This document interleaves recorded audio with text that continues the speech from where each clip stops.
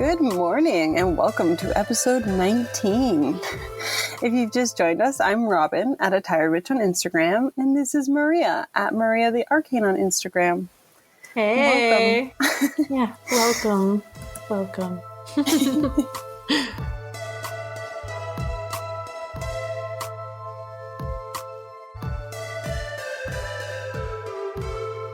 If you've just joined us this week, every single week we talk about the upcoming lunar phase, and the one that is nearest to us is the new moon in Scorpio on November 14th.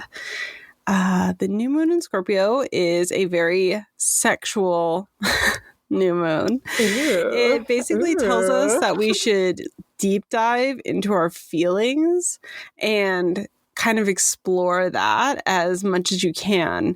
And because of that, that can be feelings that are sexual, feelings that are emotional. I mean, you know what I mean? Feelings are a very broad spectrum. It also gives us this desire for emotional exchanges that are meaningful. And because of that, it can put you in a position where you might be opening up about how you feel towards somebody, or, you know, opening that sort of channel of communication again, which is amazing because the day before Mars retrograde ends. And as we talked about before, Mars retrograde has been very hostile. And so if we're ending on the 13th, Mars retrograde, and then we're moving into the Scorpio new moon, that is this big, I don't know, raw emotional energy. It's a really good, I don't know, exchange, like a good transition, possibly a bit healthy.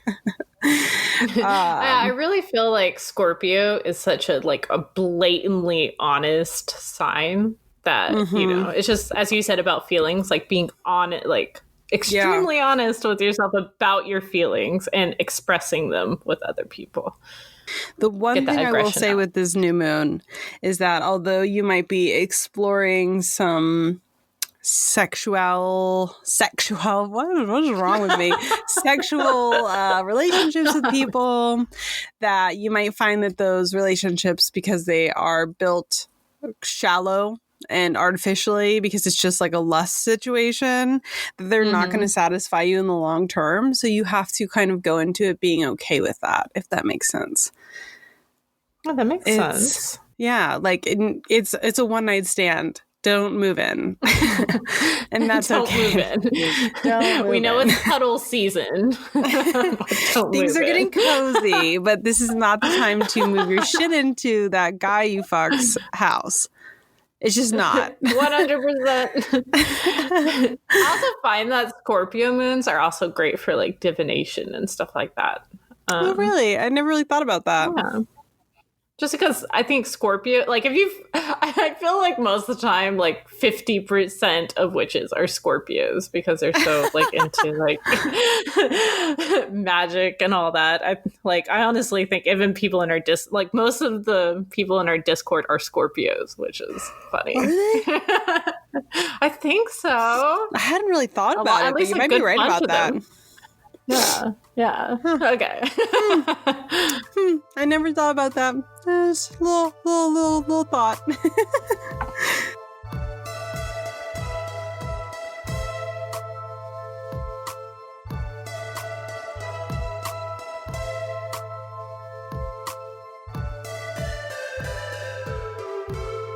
So, if you just started listening to us, every podcast we talk about a random tarot card. We go over the universal meaning and then our own interpretations of the cards. Hearing others' opinions helps beginners form their own opinions, or even those who have been practicing for a while expand their views on other meanings. So, this week we're talking about the Two of Wands. On this card, you see someone on a tower holding a wand and a globe. They're looking towards the ocean ahead of them, and behind them is another wand and like mountainous terrain, some houses, and all of that. But the universal meaning of this card is about facing two different paths and needing to make a decision. It can also represent travel and planning for the future. When this comes up in readings for myself, it definitely has the tarot cards like of death and even page-like energy. I see it as needing to leave the past behind and embracing the new, such as new adventures and new growth and new passions. When we are faced with wanting to make some changes in our life, the best course of action we can take is, to plan for it before we fully dive in. It is important to have a strategy most of the time when you are wanting to venture outside of your comfort zone. If you look at this card, especially, on the Rider-Waite-Smith version of the deck, his deck is turned, his back is turned away from the other wand. To me, this represents the past being the past. We have achieved what we could, and now it's time to move on from it. Time to look towards new horizons and inspiration. You should still be proud of what you did in the past, though, and definitely use what you've learned as knowledge as you're plotting your course forward. But yeah, just like embracing the new. So Robyn, dear, how do you view this card?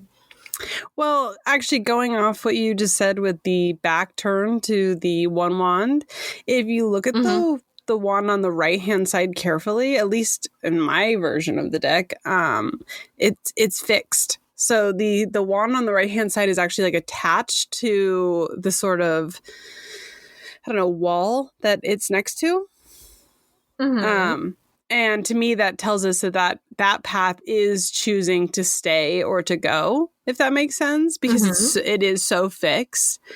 When I see this card come up in love readings, I hate it. I hate it so much because as you see, like the man holding the world in his hand, to me, that always up as like a person who objectifies the other person, and it's typically how it comes up. I mean, sometimes it comes up depending on the other cards around it as they make that person their whole world and they're ready to go for like a adventure with them or whatever, but most times they're taking them for a ride and they're objectifying that person, and I hate it. I hate seeing it. I hate it. But in an overall sense of things, it is that sort of time for pause and reflection before moving forward and deciding, like you said, to leave the past behind you. It's overall a very positive card. It's just, I hate it in love readings. That makes sense. I really like when it pops up in love readings. For me, it's always like, well, you're probably going to be leaving who you're with and you're going to be like go and explore more different types of people. Yeah. Yeah, exactly. And I don't know. I just hate it. I hate it so much. Every time I see it, I'm like, ooh, your partner sucks. There's always those cards that pop up in readings that you're like, ugh, why? How am I going to let him know? Especially if it's for like a client reading, you're like, I'm so sorry. Like, I'm sorry. I'm always like really careful to be like, sometimes it means this. Sometimes. Yeah. Not necessarily for you, but take it into consideration. Yeah. Yeah, exactly.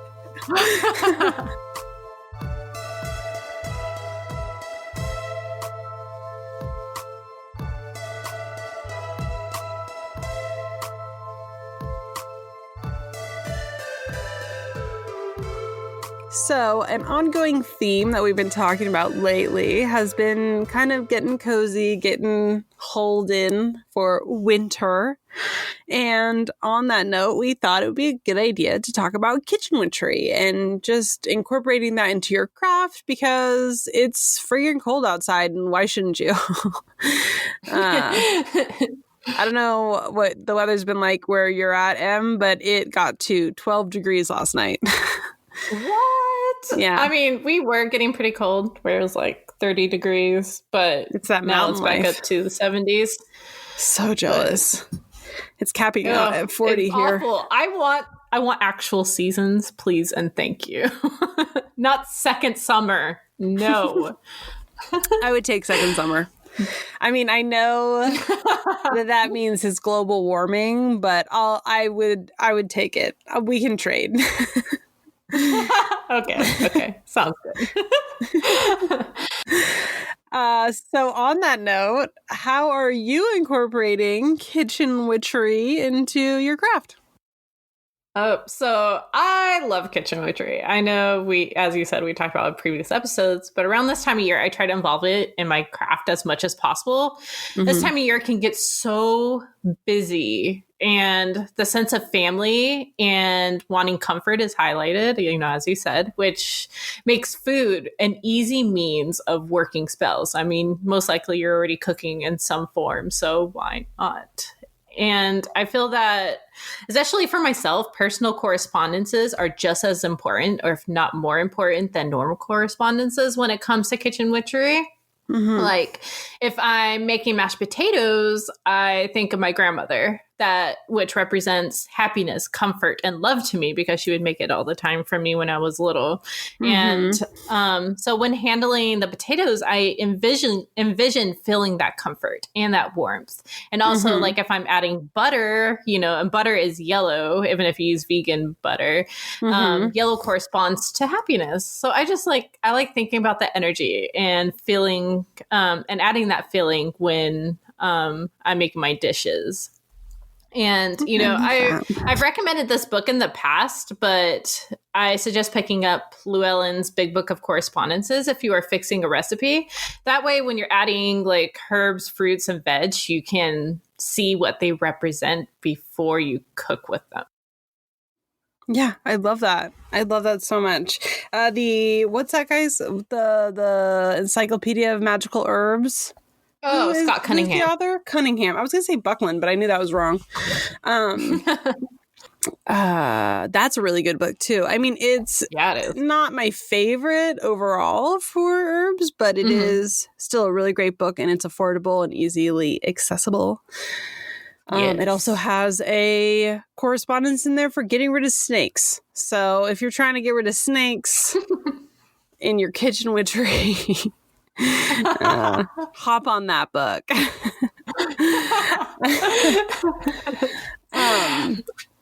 But for me, I like baking a lot, and so I enjoy cooking in general, and I cook a lot, especially considering we're vegan. And we live in a rural area. I pretty much have to cook everything.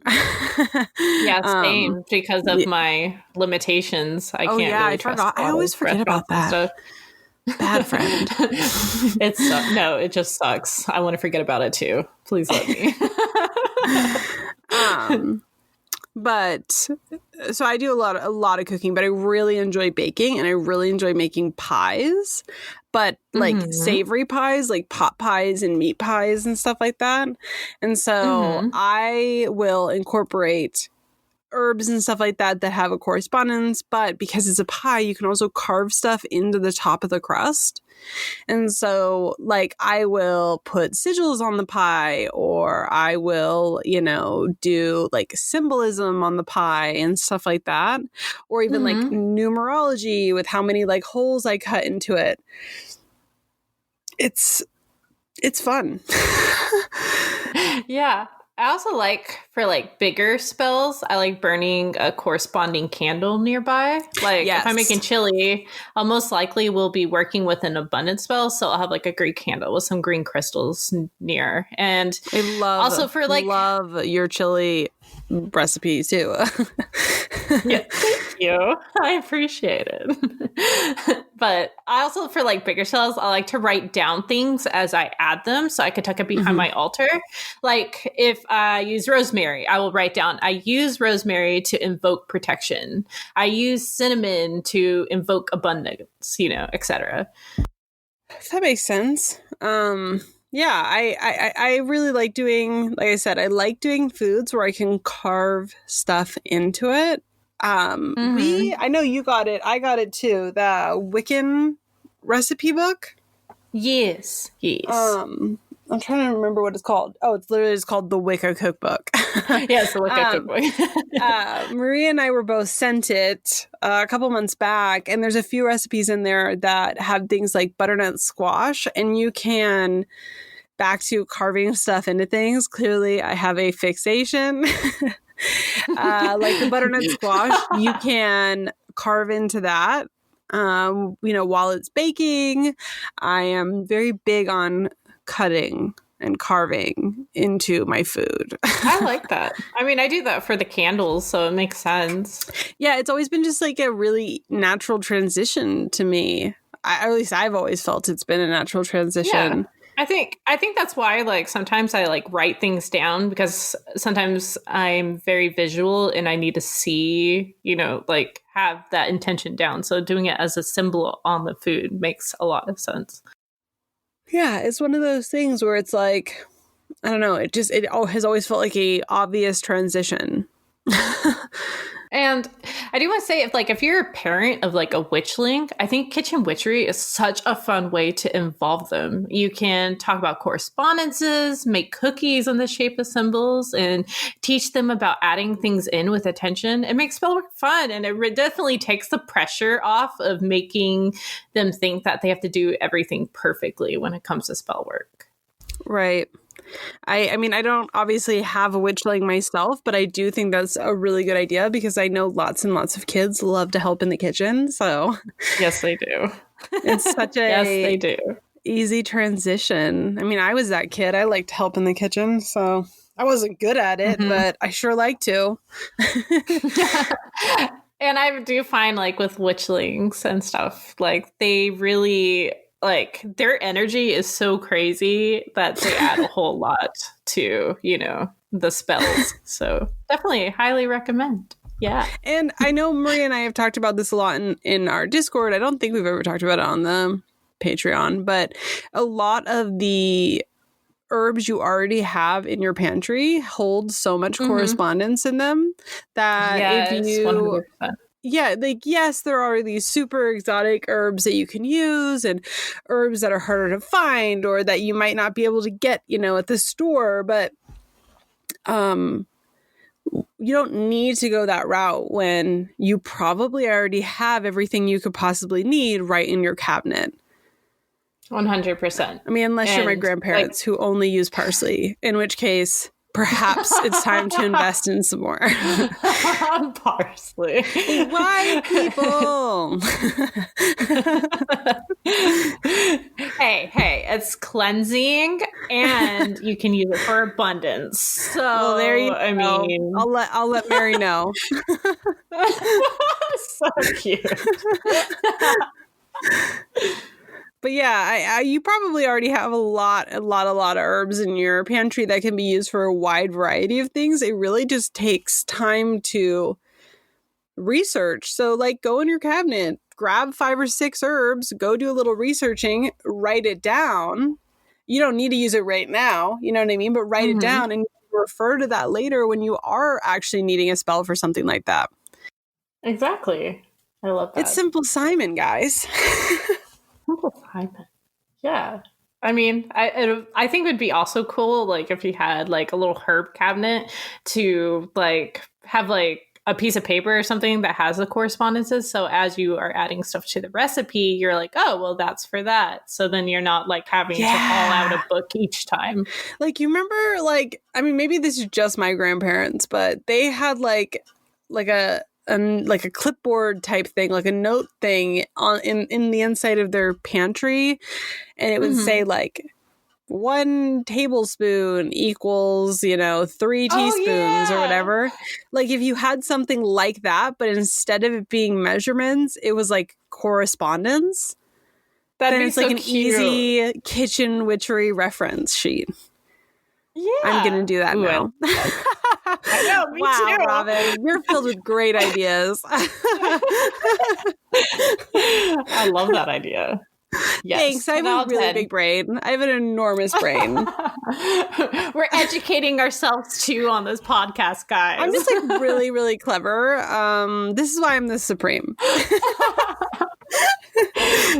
All bow, the supreme. Thank you for the recognition. Recognition? That's the word. Hello. Oh my god. Oh, no. Oh my word.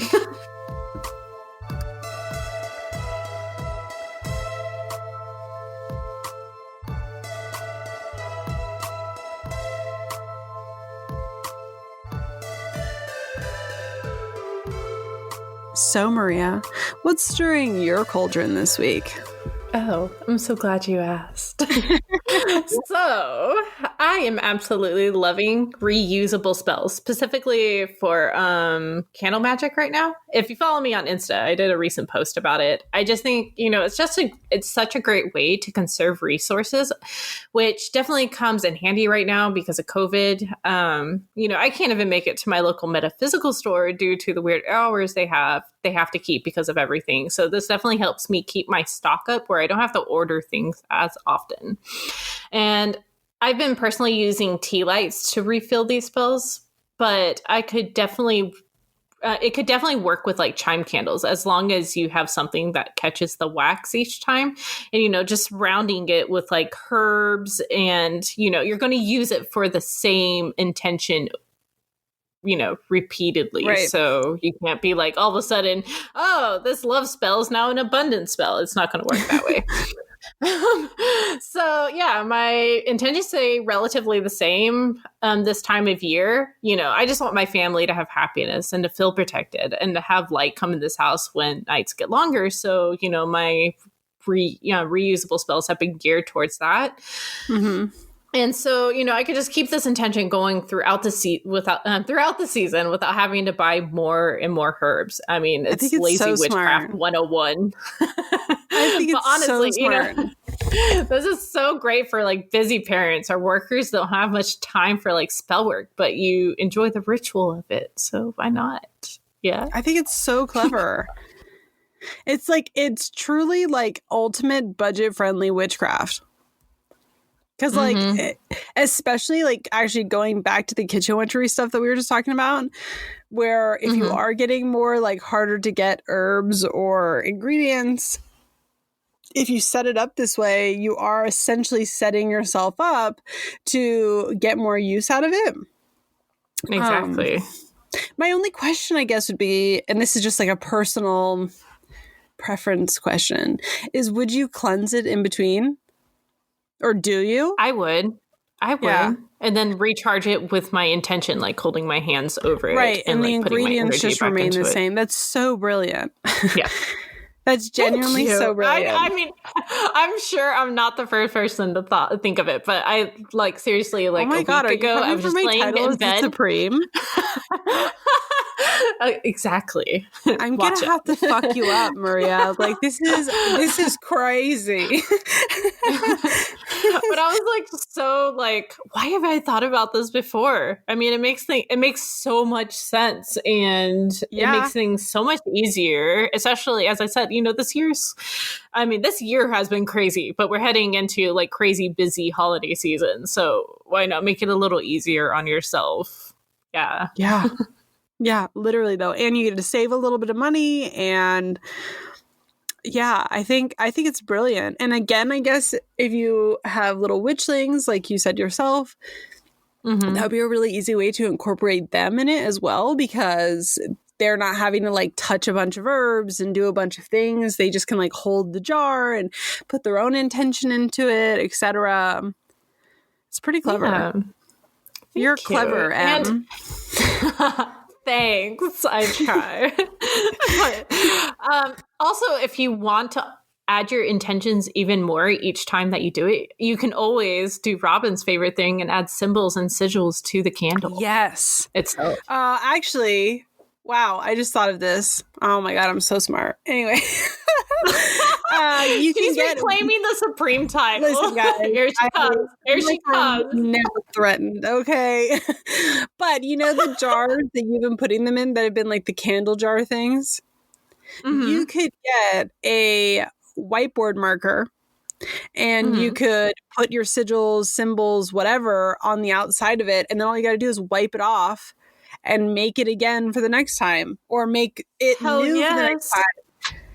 Wow, I'm so smart. Love that. Oh, and also about the cleansing thing, I think if as long also is that you have salt in there, it would be self-cleansing. Salt is self-cleansing, so is selenite. Yeah. Yes, love selenite. You love to see it. You really do. But yeah, I highly recommend it to our, witches who are on a budget and want to save some money. And you want to get those herbs and you're like, I don't want to use so much of it at once. I mean, this helps you in the long run, being like, well, I'm going to use it again and it's going to be fine. It's so smart. You're the smartest. Congratulations. Wow. Thanks.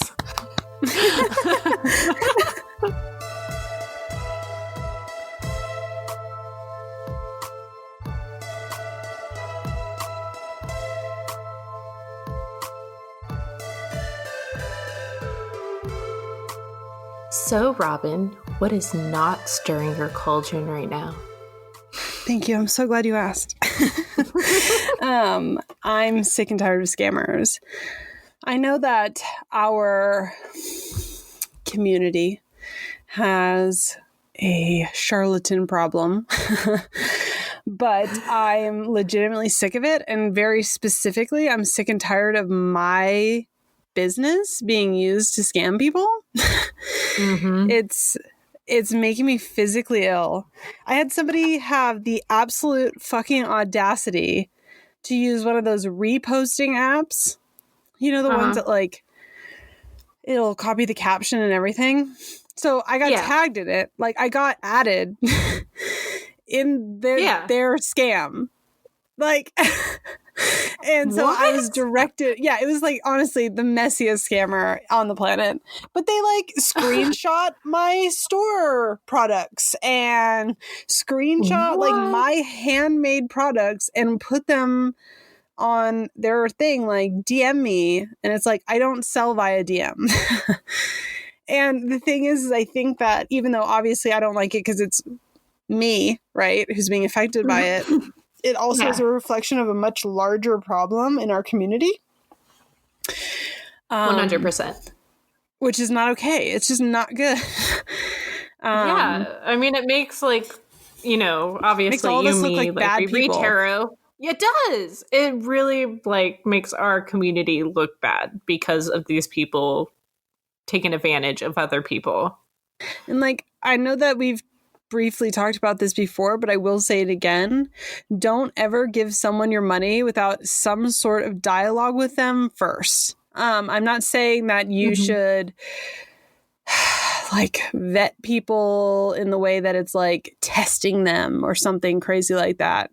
But what I do feel is that you should, ask them questions about the process. Send them an email like, hey, I am thinking about getting a reading from you. Like, what's it like? Like, what can I expect from a reading from you?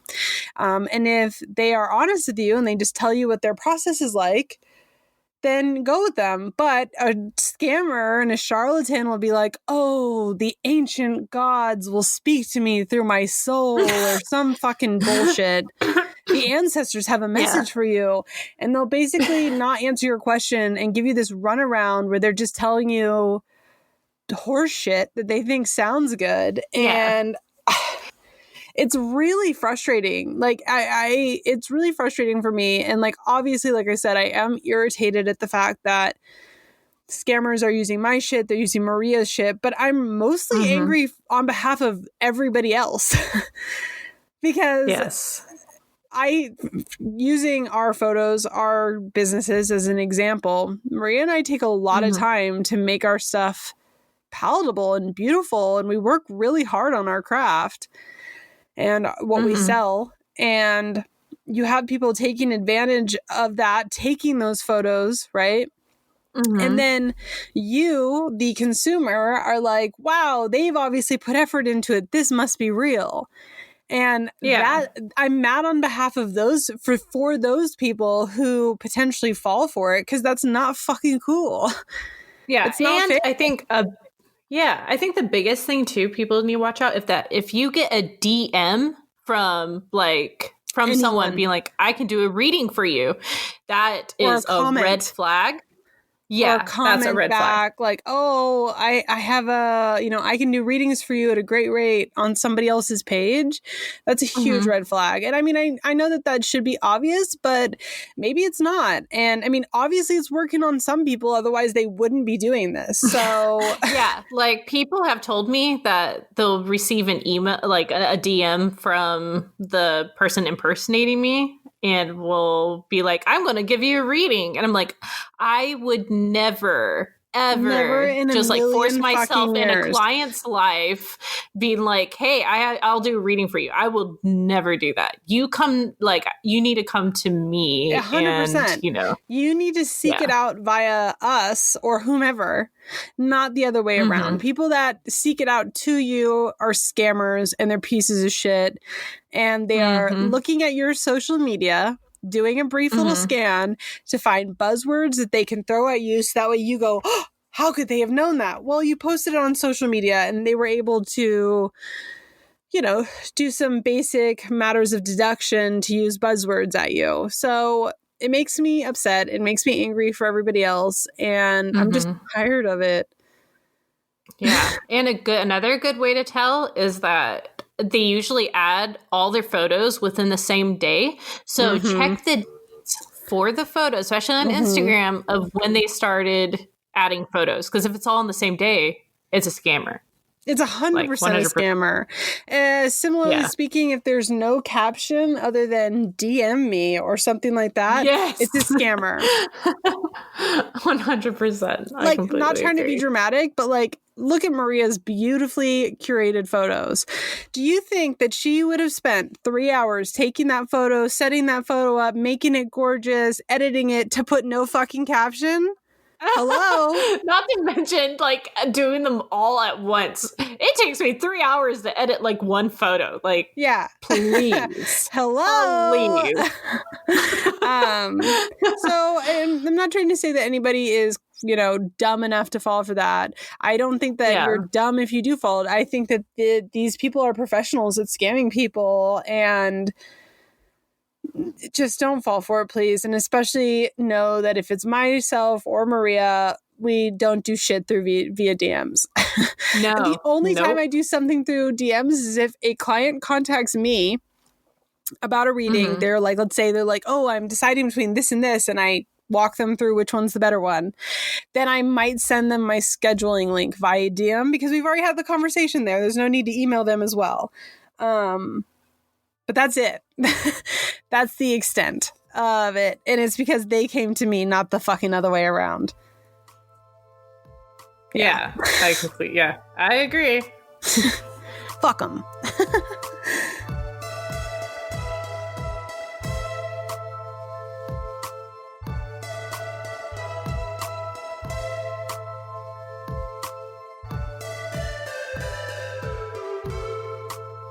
If you're new here with us, every week we talk about creators, shops, whatever that we're loving right now that we think is interesting to you guys or could be.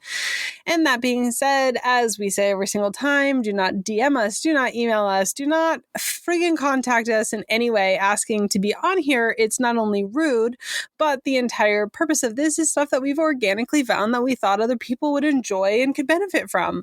So these aren't paid ads. So stop messaging us. Knock it off. It's ugly. 100%. It's ugly. Stop it. We want to remain ad-free. Please and thank you.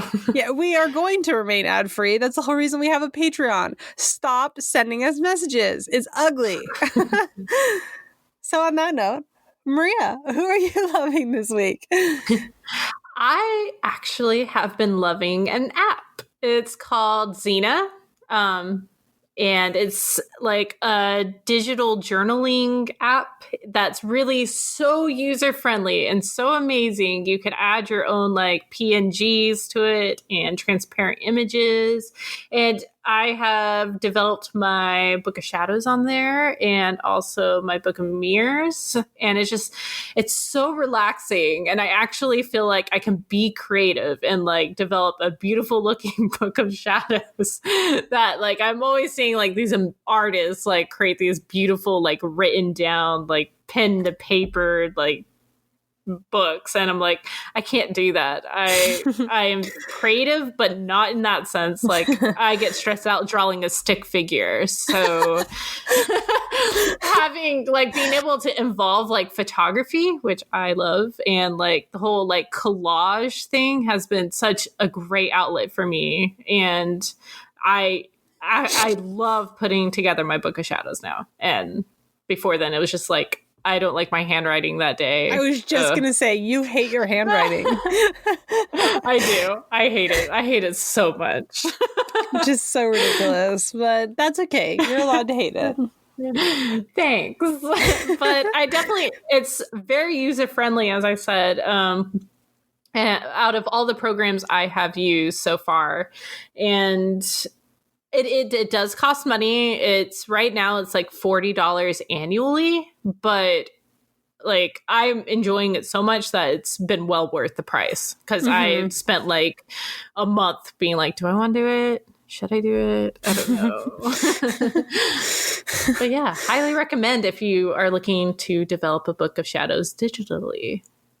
Yeah, I think it's brilliant. How about you? What have you been loving? I found this shop when I was looking for other stuff, actually. And I just think it's really smart. They're called Lunar and Lumi on Etsy. And they do like kits that are basically targeted at new witches. So they'll be like, they've got like a baby witch kit, and in the baby witch kit, I think it's like $60, which is expensive, but it comes with a whole like bundle of candles. It comes with herbs. It comes with like clear quartz, rose quartz, amethyst. It comes with jars and salts, and just like it's a true like good foundational kit. And they've got other kits like that have like a whole bunch of different price ranges. And I just think it's really smart. I was looking up kits online in general, because I've been thinking about adding kits to my shop. And this isn't the kind of kit that I want to sell. But because I was just trying to see like what other people's price ranges are, because I don't want to, put something out there that's gonna be like so crazy out of the market, you know what I mean? Yeah. And then I found this and I was like, this is so brilliant. Like, I think that especially if some of our listeners are new, they would get a lot out of this. Like, they've got one that's a green witch box that has like an herbal wand and candles and crystals, and they've got like these little baggies that have a bunch of different herbs in it. I think it's literally got like, let me count. It's got 17 different herbs that you get. They've got like wax melt and a whole bunch of stuff. I just think it's really fucking smart. Like, it's a very, very clever kit. And I think that, yes, the price is maybe startling when you see it at first, but then when you see all the stuff you're actually getting with it, it's quite clever and a good deal, I feel like. Yeah, it looks like some of the herbs too are like hard to find. Yeah, and like one of their kits has blue cornflower in it, which blue cornflower is not necessarily that hard to get, but I've never seen it in my apothecaries. I've always had to get it online. No. Yeah, and it's gorgeous. Like, it's so gorgeous. Blue cornflower. But yeah, I also love that they have a rose quartz knife. Like, hello. That's really pretty. It's just cool. And they've got the spell bottles and stuff like that. And I just think it's really fucking clever. Yeah. So this shop is very cool. I'm glad I found it, and I'll probably be buying from them at some point. But yeah, it's very clever. And I think that if you are somebody who is like, oh, I'm just starting out, I would like to have like a beginning something like this would be a good idea. I completely agree, because getting all that stuff at one time can be very daunting, and yeah, and not knowing where to start, etc. And it kind of puts you in that position like we talked about before, where now you have these herbs, you just need to look up the correspondences and you've got them ready to go. So I think it's useful. I think it's smart. So yay. 100%.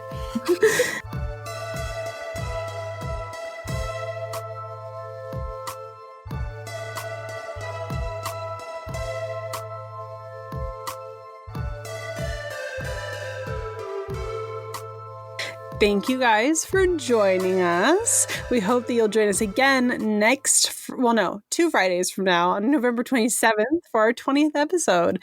Keep an eye out on our Instagrams and on our Twitter, and you can follow us on Twitter at Coffee Cauldrons for more information. Or even better, joining us on our Discord tier, which is First Coven on Patreon, so we can answer your questions next time in our part 2.